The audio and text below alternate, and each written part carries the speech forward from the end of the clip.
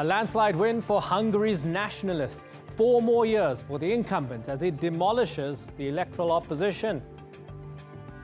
I'm Imran Garta, and today's newsmaker is Viktor Orban.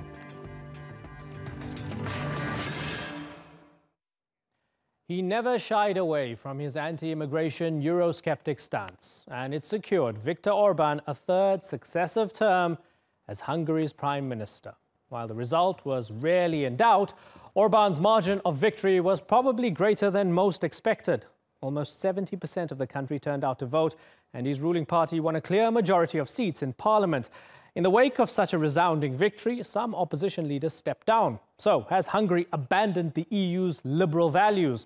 We'll discuss that in a moment, but first, here's this report by Natalie Pohernen.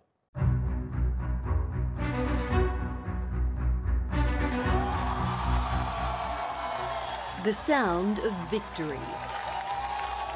Viktor Orban has won a third consecutive term as Hungary's prime minister, and his party, Fidesz, has secured a commanding majority in parliament.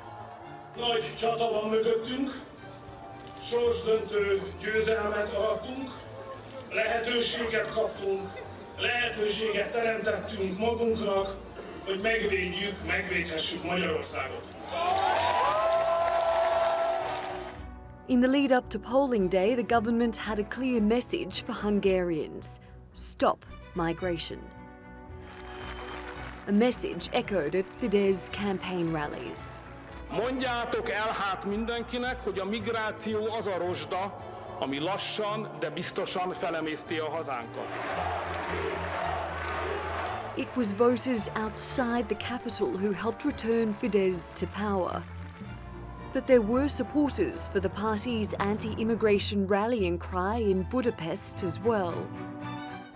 The stakes are huge, huge. We will either become an immigrant country, or we will stay free, or we will have to fight to remain free. I expect Orban's government to win, and there will be security in the country. Voter turnout across Hungary was 69%, up more than 7 percentage points compared to the last elections. Opposition parties hoped a higher turnout could mean success for them. But the results swung the government's way.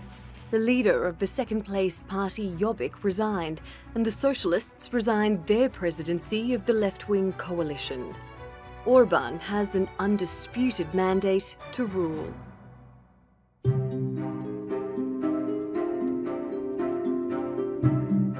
Hungary joined the European Union in 2004. It's been a major beneficiary of EU development funds. But under Orban's leadership, the nation has become a vocal critic of Brussels and what it sees as outside interference in domestic policy. The European Commission is taking Hungary to the European Court of Justice over changes to its laws on foreign-funded NGOs and higher education. Hungary, along with Poland, the Czech Republic and Slovakia, have also all refused to participate in the EU's refugee resettlement scheme. The dispute has opened a division between Eastern and Western nations in the Union. Now, we are a member of EU and we are a loyal member of all international organizations, and we are standing on the basis of the interest of our country because we love our country and we are fighting for the future of our country. Orban has made it clear his loyalties are to Hungary alone, and its role in the Union will be determined by that campaign promise. Natalie Pohernen, The Newsmakers. Well, to discuss this, I'm joined from Budapest by Peter Balázs. He was Hungary's foreign minister under Viktor Orban's predecessor. He's now a professor of international relations at the Central European University. Also from the capital is senior correspondent for the Budapest Beacon, Benjamin Novak. And for The View from Brussels, we have Peter Klepp. He's the head of Open Europe, a pro-EU think tank. Gentlemen, I thank you very much for joining us on The Newsmakers. Peter Balázs, let me begin with you, sir. A third term for Viktor Orban. How do you feel about that? Well, actually, this is his fourth term, because before he used to be a prime minister between 1998 and 2002. But in a row, effectively, this is going to be his third term. I don't think that he has deserved this renewal this re-election with good governance, because the country could experience a rather bad governance, high corruption, neglecting some fundamental problems of the country, like healthcare, education, poverty, and first of all, a very important mass emigration of young and dynamic workforce from Hungary to Western Europe. So these are the real problems. Okay, fair enough. But if he's a word on sorry to interrupt you, but if he's neglected all these things, if they have neglected all these things, why did people vote for them? He has launched a single issue campaign basing everything on one single question: a threat of immigration, masses, millions of people coming from the Near East and Africa, which is obviously not true. And he has threatened the people and promised to protect them. It was a fully unrealistic picture about the future of Hungary, converted to Islam and changing the culture and the language of the country. Okay, Benjamin Novak, it was a democratic election, but is this country now becoming an illiberal democracy? Well, I think that may be a bit oxymoronical, and it's not my place to comment on matters of political science. What you can see is that looking at how this election took place, the framework within which this election took place, it certainly wasn't fair. The OSCE's election monitors just held a press conference this afternoon here in Budapest, where they very pointedly made some comments on the media takeover in Hungary, and how the government, the lines between the government resources and the party's resources were blurred. And you can really sense that. The government has spent hundreds of millions of euros over the past several years building up, as Mr. Balázs pointed out, this single issue campaign about migration. And we're talking about this happening in the context of a country where legacy, that is print, television, and radio, have effectively been taken over by oligarchs very close to the prime minister himself. So you're talking about all of this happening in an environment where people simply don't have access to any other kind of information. Okay, so Peter Klepp, anti-European, anti-refugee, that's the platform that they ran on. They won. People seem to resonate with that, whether it was based on fake news or not, whether it was hyped or not. They won. Can Europe live with that? Can they live with a Hungary that's taking this direction? Well, you can see that everywhere in Europe. The identity issue is very important. In one way, this is not necessarily a bad thing, but in another, there are very deep concerns about it. Specifically in Hungary, Orban, with his 2/3 majority, is apparently planning to restrict the activities of NGOs that are dealing with migration, even imposing a tax when they get their funding from abroad. So this is all very deeply concerning. Now, at the end of the day, I do think that this is something the Hungarians will have to deal with. They will have to fight for their own democracy, and ultimately there is not so much that people from outside Hungary can do. Now, in that light, I think we should question what the European Commission has done over the last few years by proposing that countries have to accept a certain quota of refugees. This is something that is sensitive in every single country in the world. Now, the idea that to sort of deal with this issue, you should outsource this extremely sensitive decision so let me ask to a Peter Balázs. supranational bureaucracy is very toxic. So Peter Balázs, was it a mistake then for the bureaucrats in Brussels to say, pay your fair share, or even for example, the likes of the Germans who are leading this process, to say, you need to accept your fair share as smaller European countries? What we saw was a backlash. We saw, instead of accepting refugees and migrants, countries such as Hungary built walls and fences. So in retrospect, was it a bad idea from the European Union? I think that fundamentally it is not a bad idea. It was an early idea, because first of all, in the EU, mainly in the Council, one has to take the agreement of the countries. And it was a very quick action. Of course, Germany was under a big pressure because of big masses of migrants. And the other countries turned their back to the problem. It was a bit early. First of all, there should be an agreement, a political agreement on behalf of the countries, and after that, a technical solution of quotas. This time, Orban could perfectly misuse that situation and turned the public opinion in Hungary, where there are no refugees at all, and Hungary has never been a target country, turn the public opinion against the EU, misusing that quota issue. Yeah, that's fascinating because there are no refugees in Hungary, amazingly. And just to do some housekeeping here, so you all know, we reached out to the government spokesperson, Zoltán Kovács. We reached out to Fidesz, Jobbik, the socialists. All of them declined coming on to the newsmakers. I'm really glad that I have you three to sort of unpack a lot of these issues. Benjamin, for those who say, no matter what, even though you might feel that the election was somewhat unfair, this is the zeitgeist. This is what Hungarians want, and Orban is tapping into it. Well, I don't know. I don't exactly know how to respond to that, and I don't necessarily think it's my place to. But again, you know, this brings us back to the issue of propaganda. And, you know, I might also point out here that Hungary is a linguistically isolated country. So not that many people actually speak many different languages and are able to get in sources of information from outside the country. Now, when you think about this and you put yourself in the shoes of somebody who's living in rural Hungary, whose material existence depends on being in the good graces of a mayor, let's say, who happens to belong to the ruling party, and that person is continuously inundated with propaganda, very intense propaganda, you can see how that will begin to shape their thoughts and their hearts as well. And one of the things we learned from the government's reaction to this refugee crisis that began in 2015 is that a number of polls indicated that as the propaganda was being ramped up by the government, there was a willingness on behalf of Hungarians to be much more open to accepting conspiracy theories.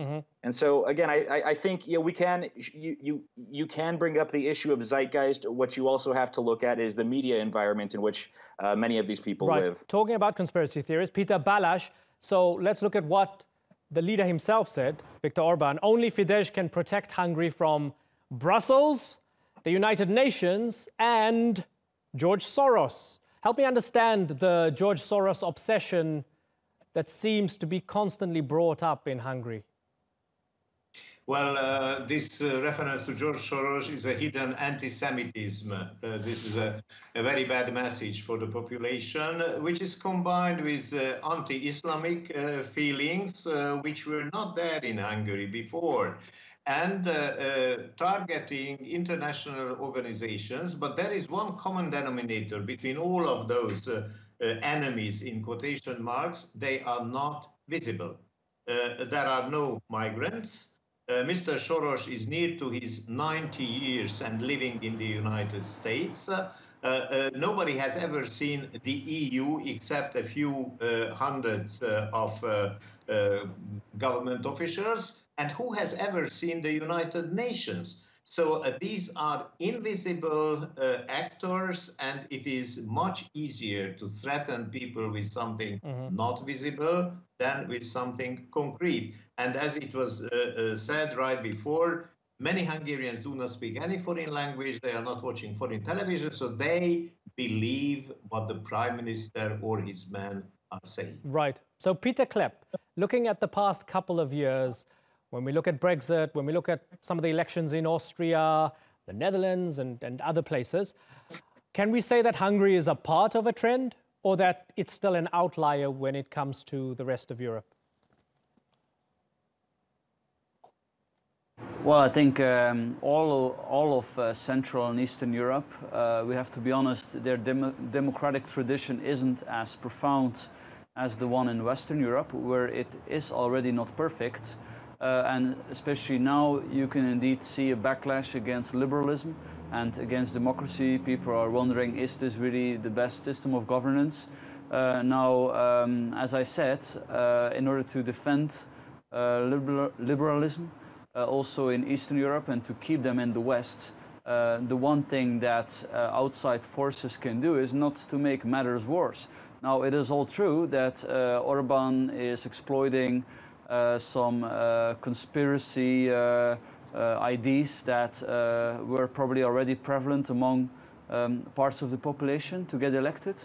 But then surely it wasn't a bright idea for the central EU level to impose refugee quotas, which was exploited obviously by the Hungarian government by organizing a referendum on it. So I think this two-thirds majority for Orban should give some pause for reflection about that. Okay, so Peter Balázs, a backlash against liberalism. Help me understand the opposition. Have they been weak? Have they not got their act together to allow this to happen? Or have they been squeezed so much by an environment that doesn't allow them to operate properly?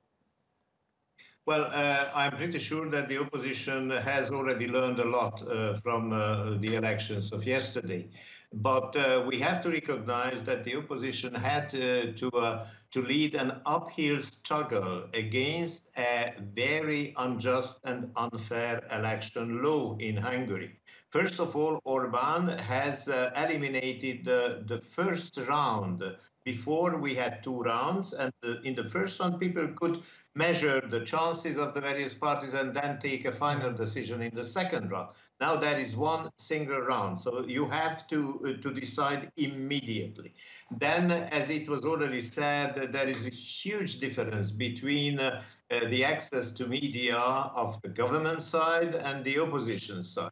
And of course, opposition made some smaller mistakes, but at the end, they seemed to have learned the new rules of the game. They made alliances.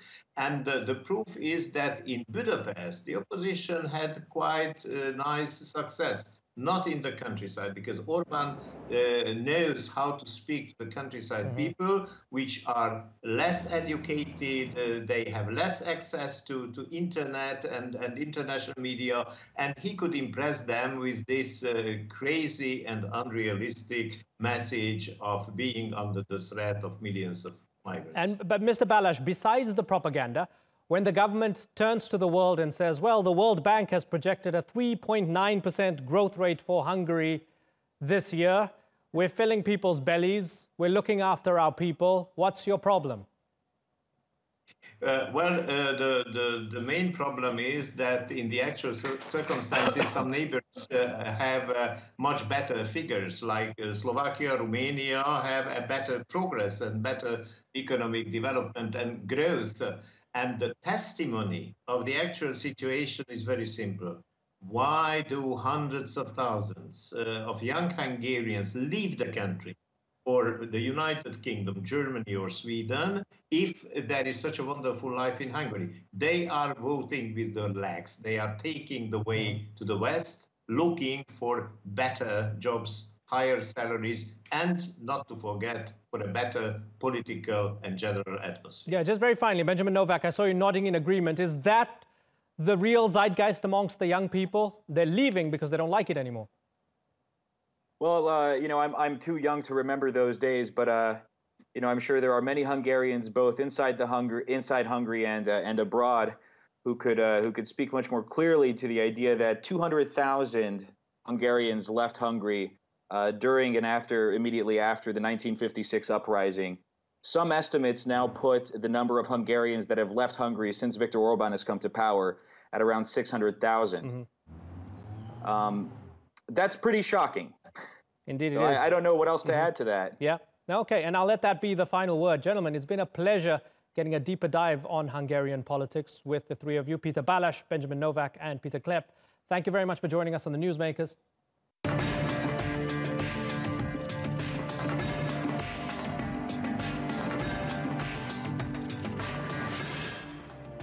Still to come on the Newsmakers, John Bolton starts work as Trump's national security advisor.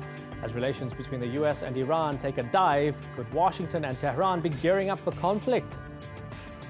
And the countdown to Malaysia's election begins. Could the 92-year-old ex-Prime Minister Mahathir Mohamad really beat his former protege?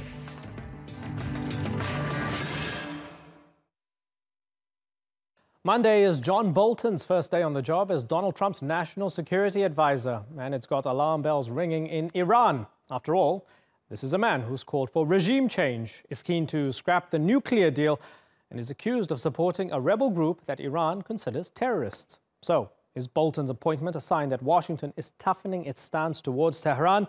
That debate in a moment, but first, here's Christine Pirouvalakis.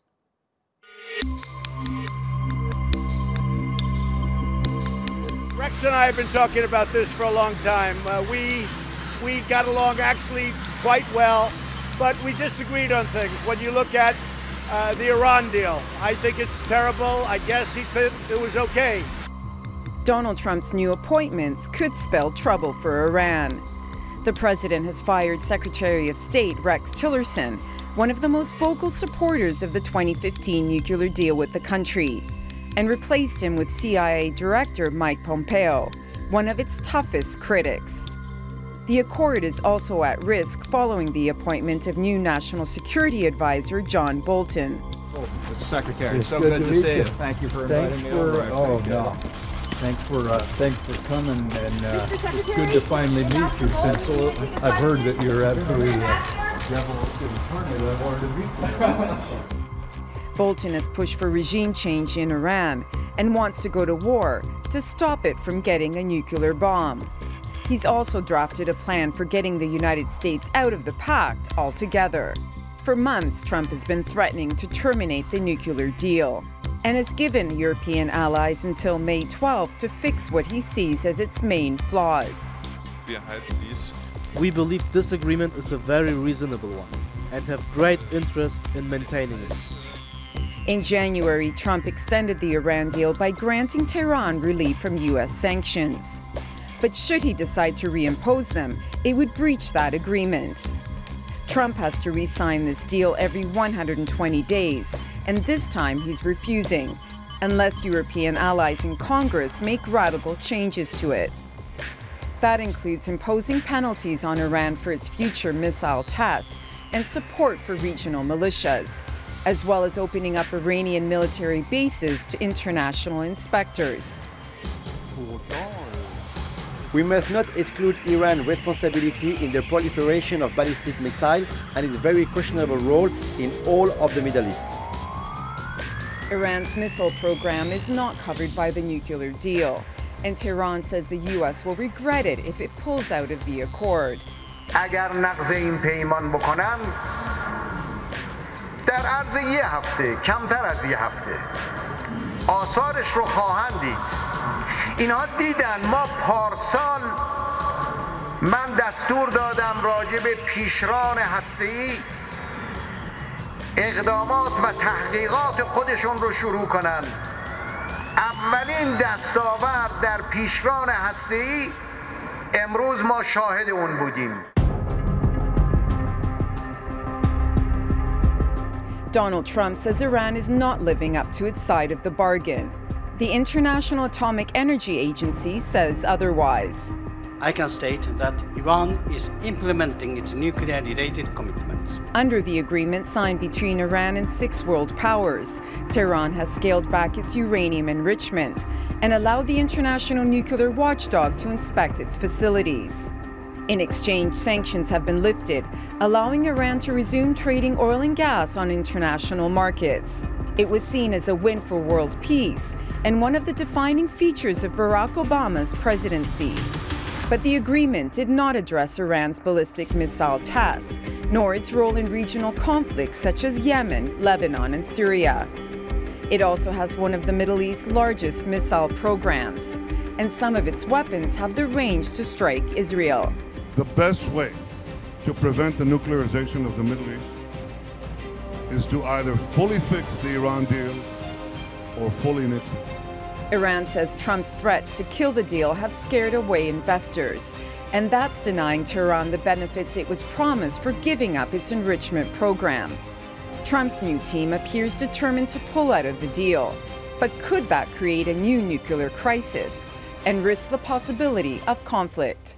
Christine Pirovolakis, The Newsmakers. Well, to discuss this, I'm joined here in the studio by Mohammed Marandi. He's a professor at Tehran University. Also with me is Matthew Breiser. He's a senior fellow at the Atlantic Council and a former U.S. ambassador to Azerbaijan. In Washington, D.C., we have Adam Early. He's a former U.S. ambassador to Bahrain and a deputy State Department spokesman. And completing our panel from London is former Iranian diplomat Mehrdad Khonsari. Gentlemen, thanks for joining us. Mohammed Marandi, good to have you in studio for a change.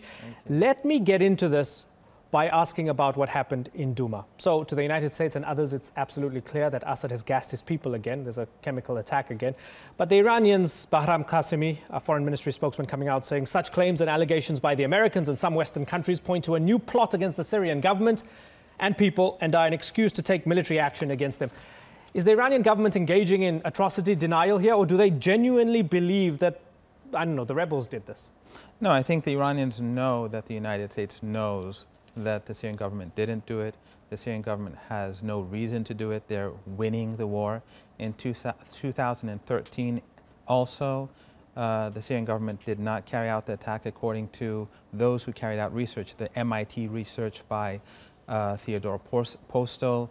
We have Gareth Porter's research. We have Cy Hirsch's research. We also have Scott Ritter, who was a former UN inspector. His research, all of them show that even in 2013, the rockets that were fired and hit those targets, they could not have come, they did not have the range to come from Syrian government positions. Last year also, the evidence is inconsistent, as these writers have pointed out. And just recently, Sharmi Narwani, a writer, she went to the area in Duma that was liberated from the militants, and she saw these laboratories that were owned by these groups. The Russians, the Iranians, and the Syrians, all three have been stating for weeks now that the militants are going to stage a false flag operation. Okay, so let me take that, right? Adam Early, we're going to go directly to U.S.-Iranian ties in a moment, but I think this is an interesting reference point for the moment. That's the Iranian perspective on atrocities that are being committed in Syria right now.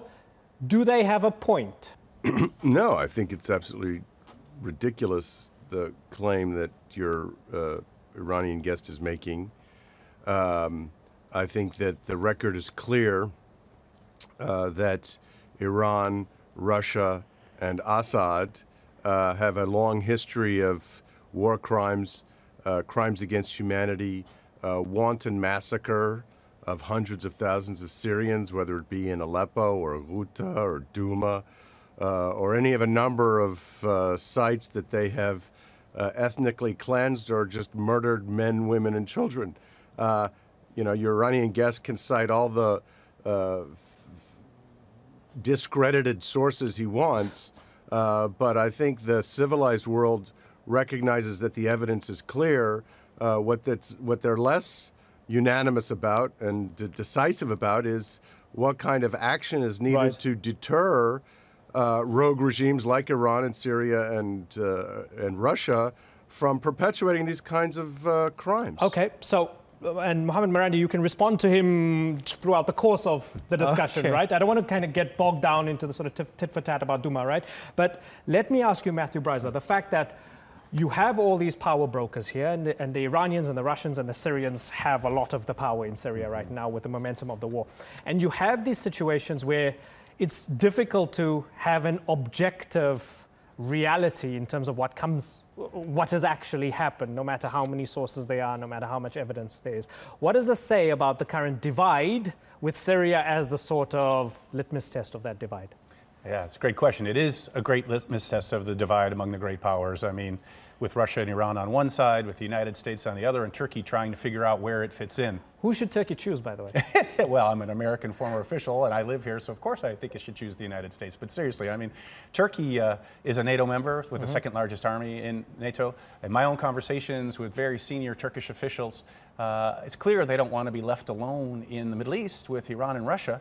They fought more wars against Russia than any other country throughout Turkish history, going to the Ottoman period. And the rivalry between Iran and Turkey is also centuries old. Right. Okay, so Mehrdad Khonsari, let me ask you about the claim of Iranian imperialism in the region. So we have the Saudis, we have the Israelis, we have the Americans and others saying Iran is expansionist. What it's doing in Syria, it's doing in Lebanon, it might be doing with the Houthis in Yemen, and so forth. The Iranians need to be stopped, and that's why we need to take a hard line against them, tear up the nuclear deal. We can't mollycoddle this regime. Your response to that?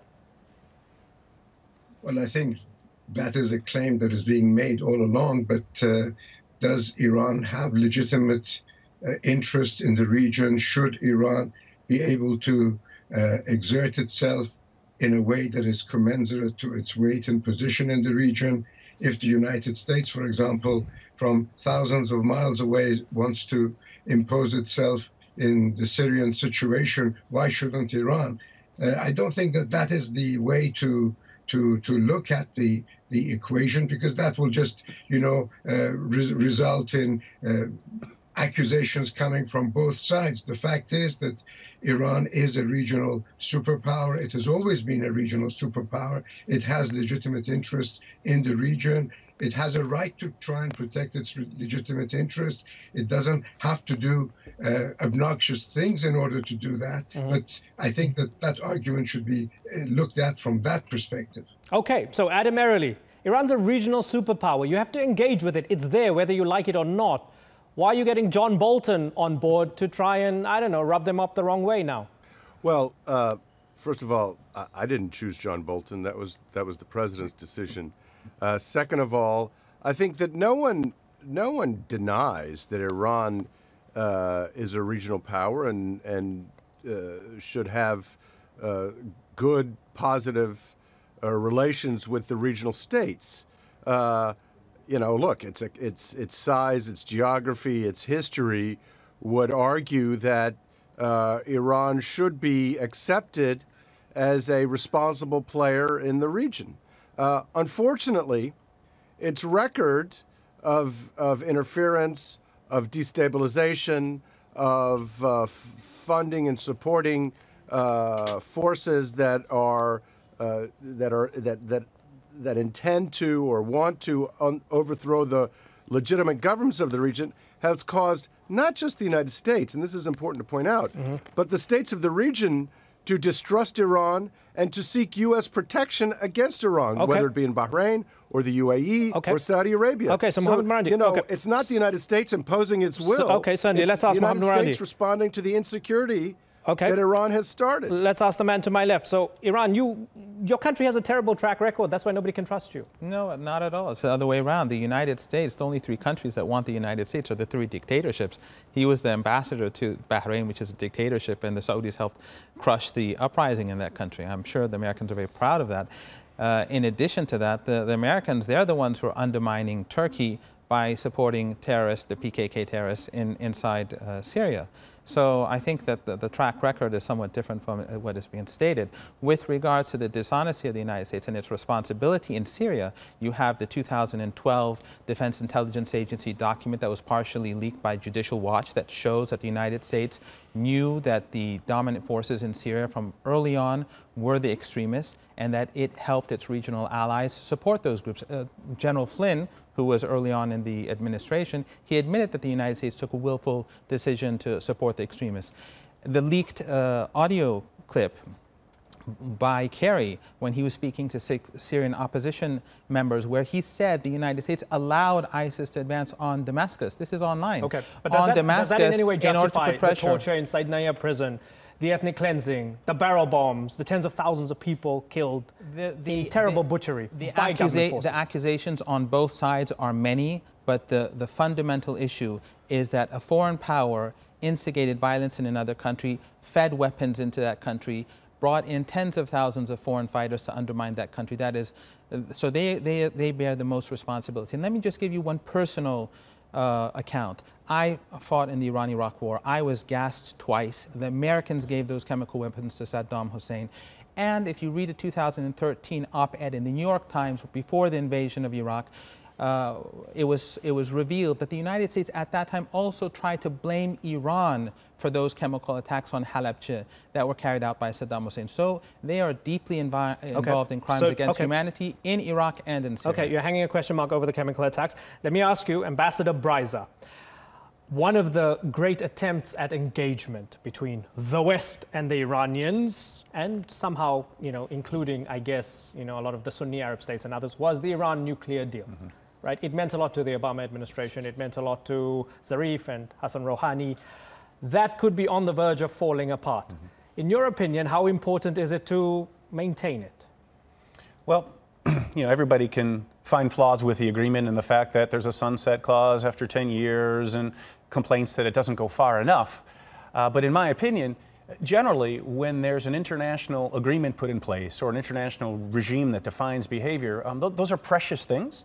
We've got so many countries that are lined up behind the agreement that it's counterproductive, in my mind, in general, to eliminate such mechanisms for cooperation. I wasn't a big fan of the agreement in the first place, but once it's in place, I think the United States is going to damage its standing in the world if it just declares the agreement torn apart. Plus, it's not clear the U.S. has the legal authority to make that happen. Adam Merrily, is the Iran deal precious and too precious to tear apart? I have to agree with my friend and colleague, Ambassador Bryza. The deal is not, by no means is the deal perfect, but it's certainly better than nothing.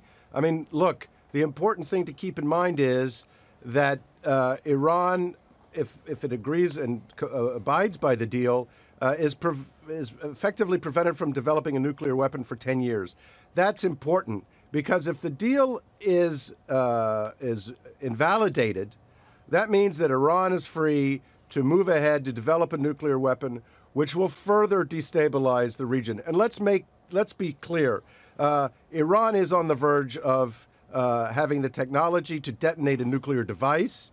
That would be cataclysmic for peace in the region. We need to keep the deal.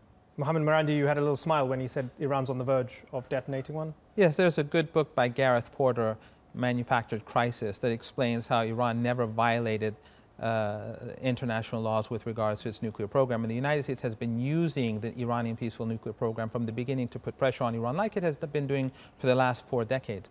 But I think that the most important thing to keep in mind is that this nuclear agreement is flawed by Iranian standards as well. But from day one, the Iranians have been abiding by it. But from day one, under Obama, the United States repeatedly violated the deal. The Iran Sanctions Act, the visa restriction laws, the Treasury Department's constant increasing of the list. And then under Trump, it got even worse through the presidential decrees, and now the president virtually he's torn up the agreement. It's almost meaningless. So I think that over the past 2.5 years, the international community has seen that it is the United States that does not abide by its commitments, and it's Iran that has been doing so. And with the behavior of the United States now towards China, towards Russia, towards Turkey, I think increasingly people are recognizing that it's the United States that should be more in isolation for its behavior and not Iran. Matthew Bryza, is that fair? Well, no, I don't agree with that characterization entirely. I mean, I think if you look at the agreement that's in place, and then the additional sanctions put on by the United States, that was because of elements that were not included in that agreement. So the U.S. is accusing Iran of supporting terrorism, of destabilizing, and for continuing a rocket program, a missile program, that does not come under the agreement, the nuclear agreement. So what Trump is saying is that we need these issues also to be curtailed on the Iranian side, and we're ready to use sanctions to do that. Just one sentence. Articles 26 to 29, they're all online. Your viewers can see them. They have been specifically violated by the United States from day one. Okay, Google it if you like. Mehrdad Khonsari, let me ask you about John Bolton, and I'm going to bring him up again because we talk a lot about Iran when we say, well, you have the reformists and those who are engaging, and then we talk about the hardliners, for example, and hopefully the hardliners don't drag the reformists to the right and so forth. With Bolton injected into the scene, how do you feel as a former diplomat that this is a guy who was addressing MEK events recently, who was given a platform by them and endorsing them, a group that Iran sees as a terror organization? I guess when I mention MEK to Iranians, it's like mentioning the PKK to Turks, right? So how do you feel about the fact that Bolton likes the MEK? Well, I think that describes Mr. Bolton better than anything else. You know, if his judgment is one that supports the MEK. Well, that says a great deal. But fortunately, Mr. Bolton has also announced that he is not going to be adhering to any of his previous views, but supposedly pursuing an agenda which President Trump is setting, whatever that may be. But I think the important question, going back to what Ambassador Early said, when you accuse Iran of interference, and obviously Iran has interfered, there's no question about it, but interference has not been one-sided. The Saudis, the Emiratis have all in the past funded various organizations and activities aimed at destabilizing the Iranian regime. Now, what is at stake right now, of course, is over the last 39 years, we've had terrible bad behavior by Iran in terms of ostracizing the United States, anti-Americanism, anti-Israeli propaganda, all of these things which were essentially gratuitous. But for the last 3-4 years, the present government of Rouhani, has tried to have a new approach and has by moving on the JCPOA and other issues, it has tried to be more accommodating to international views and concerns. And at a time when the present government of Iran is striving in order to unlock certain situations, we are finding all the chickens coming to roost, and the venom of 39 years of, you might say, bad experience, all trying to sort of be unleashed on Iran at this time, which does not go in line with the realities of the day. Okay, so Adam Early, let me then ask you, Mr. Ambassador, do you believe that the United States is judging Iran based on prior behavior and prior posturing and is tone deaf to the current trends in the country? Well, actually, I would reverse the question. I mean, first of all, the short answer is no, but let me change the perspective of the question. Don't ask me as an American what we think about what's going on in Iran. Ask the Iranian people. I mean, they're the ones that turned out by the tens of thousands a couple of months ago and said that Rouhani and Khamenei and the whole corrupt clerical establishment were defying the will of the people by interfering in Syria, by sending Iranian soldiers, Iranian money to defend Bashar al-Assad while they were neglecting the needs of the Iranian people economically, socially, et cetera, et cetera. I would also point out, in response to Mr. Marandi's views that, we've got a bunch of corrupt dictatorships outside of Iran, that Iran has the highest rate of per capita capital punishment in the world after China. In the world, period. Yeah, thanks there to are the 90% United States, because ever since the United States invaded Afghanistan, the heroin production in Afghanistan has increased 30-fold. And that's because of the role that the United States has played in all this. I just want to ask you, have you made your point? Because I want to give Marandi the final word here, because I need to wrap. We've got to move on. So are you? Please. Yeah, okay, please. Great. So put a button on that. Mohammed Marandi. Yes, final response, final during word. The past 4 decades, it's been Iran that was the victim. The United States supported the dictator, the Shah, helped him create his secret police to murder Iranians. And when the Shah was suppressing the Iranian people, the United States backed him. The United States backed Saddam Hussein. They gave him chemical weapons. The European countries and their allies gave them chemical weapons. They've committed crimes against humanity. And every time the Iranians tried to move towards rapprochement, the United States reacted negatively. When the Iranians gave the Conoco agreement to the United States, they slapped sanctions on Iran. When the Iranians cooperated in Afghanistan, Iran became the axis of evil. It is obviously that the Iranian side is the victim. In Syria and Iraq, the Iranians were invited by the governments. Iran helped these governments resist ISIS and other extremist groups, whereas the United States helped the extremist groups in Syria. And in Yemen, the United States is helping the Saudis massacre and starve the Yemeni people. Okay, gentlemen, unfortunately, we're out of time. I would have loved for this to continue, but we've got to move on. Mohammed Marandi, you've got to catch a flight as well. Gentlemen, thank you very much for joining us here on the Newsmakers. Matthew Bryza, Mehrdad Khonsari, Adam Early, and Mohammed Marandi. Thank you.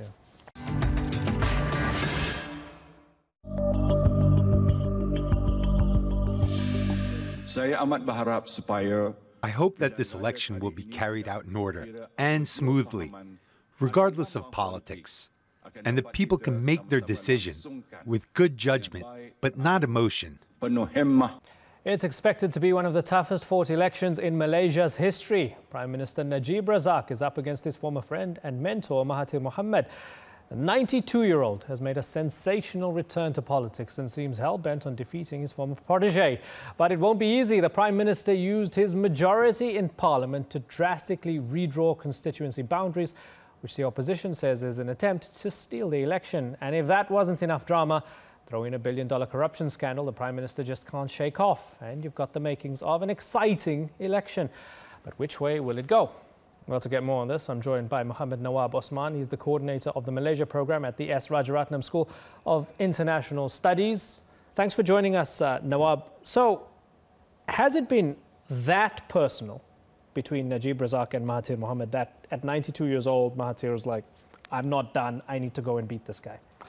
I think it's part of the issue of legacy. After all, Mahathir was very instrumental in shaping both the party, UMNO, and the country.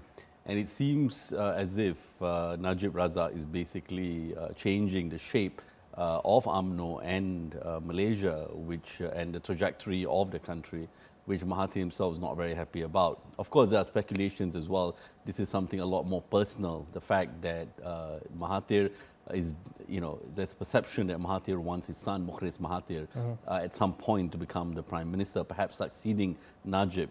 And that in the last electoral contest within UMNO itself, Najib clearly supported Hishamuddin Hussein, his cousin, instead of Mukhris for the position of the party's vice president. And I think it got really personal after that. Yeah, so you have Najib dissolving parliament and calling for elections. It suggests a man who is supremely confident that he'll win. What gives him that confidence? I think it's mainly because it's likely that we are going to see three-way contests. The Pan-Malaysian Islamic Party, which is one of the key opposition parties, has decided to go alone. They have formed their own coalition of very small parties. And in a three-way contest, you are likely to see a split of the opposition votes. At least this is the assumption that Najib has made.